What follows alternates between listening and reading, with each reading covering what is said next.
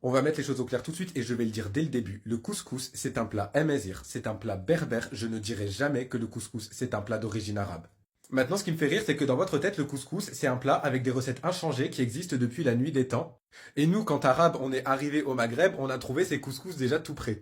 Alors même que la tomate, le piment, la courgette et la pomme de terre, déjà, ça vient d'Amérique. Donc au Maghreb, il n'y en avait pas au début du Moyen Âge, c'est arrivé à partir du 15e siècle. Donc avant le 15e siècle, il n'y avait pas ces ingrédients dans le couscous, c'est impossible. D'autres légumes comme la carotte n'avaient absolument rien à voir avec ce qu'ils sont aujourd'hui. Avant, la carotte, c'était violet, c'était pas orange. Et une immense partie des épices qui sont aujourd'hui utilisées dans la majorité des couscous, elles ont été importées au Maghreb grâce aux marchands arabes.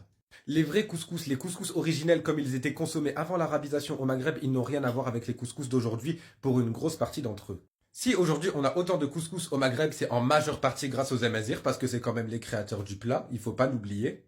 Mais affirmer que les Arabes n'ont pas grandement contribué à l'élaboration des couscous d'aujourd'hui, c'est soit une erreur, soit un mensonge.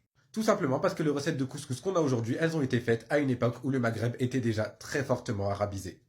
Les couscous originaux de base, ils devaient probablement ressembler à ça, au mesfouf kabyle. Autrement dit, de la semoule de couscous, du lait fermenté, des légumineuses, des œufs, quelques légumes, mais ça s'arrêtait là.